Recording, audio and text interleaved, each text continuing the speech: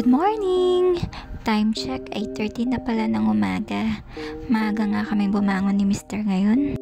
Bukas nga pala ay araw na ng mga puso. Kaya naisipan kong gawing espesyal ang araw na to. Napanood ko nga lang din to sa ibang vlog. Kaya naman pinapili natin si Mr. Kung ano yung mabunot niya, yun ang gagawin natin. Ang aga-aga nga, ang taas ng energy ni Mr. At ang nabunot niya nga ay hug na nga at hindi makapaghintay. Excited na nga siyang mayakap ako. Pagkayakap ko nga'y humirit pa. Nako. At hindi mo nga naman talaga matiis. Ay talaga naman. Tumayo na nga pala ako dyan at makapaghilamos na. Oo nga pala, yung araw ng mga puso hindi lang para sa ating mga asawa. Syempre, para rin sa ating mga pamilya, sa magulang, sa kapatid, sa mga kaibigan. Niyaya ko pala si Mr. na mag-TikTok. Ang huling TikTok pala namin na yung Korean pa, yung Say Yes. At ngayon nauso naman na yung Lagabog. Natawa na nga lang din kami sa kalokohan namin. Magla-lunch time na pala. Pinapili ko nga pala siya dyan sa paborito niyang ulam. Pero isa lang ang pwede niyang piliin. Natuwa naman nga siya sa nabunot niya. Tinola. Favorite niya yan. Dito na nga pala ako sa Bacala. Ito yung pinibakala namin sa Kuwait. Nandito na rin halos lahat ng bilihin. Bumili nga pala ako dyan ng sangkap sa lulutuin kong tinola. Syempre walang katapusang manok. Manok lang naman laging meron dito sa Kuwait. Nga lang to sa bahay kaya ayan, nakarating na agad ako sa bahay.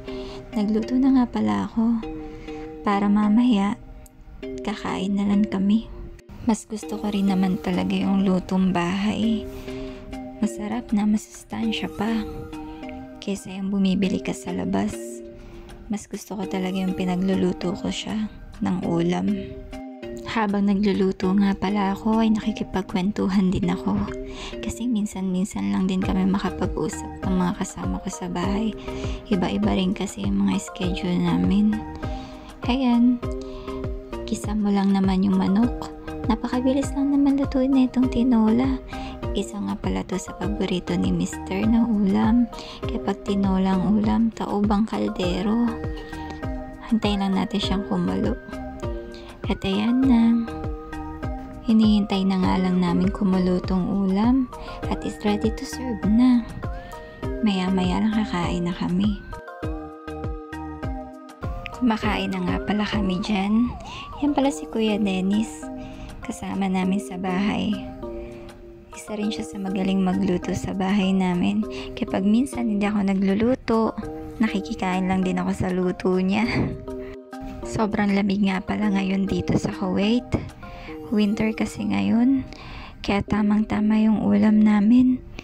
May sabaw. Sarap na namang humigop ng sabaw. Tapos kumakain kami na sabay-sabay. Ayun, syempre di pa pauli si Whitey. Lagi yung kasama. Fast forward nga.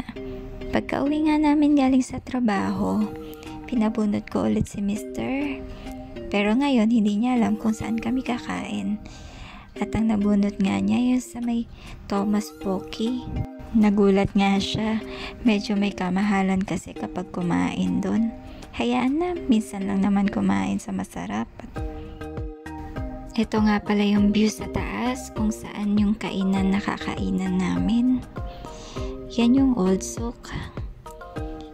Maraming tao dyan palagi. Parang Little Manila yan ng Pilipinas. Hindi ko nga rin na-expect na yun yung mabubunot ni Mr. Pero tama lang naman na yun yung nabunot niya. Kasi ito pa lang yung unang beses nakakain kami sa Thomas Pocky.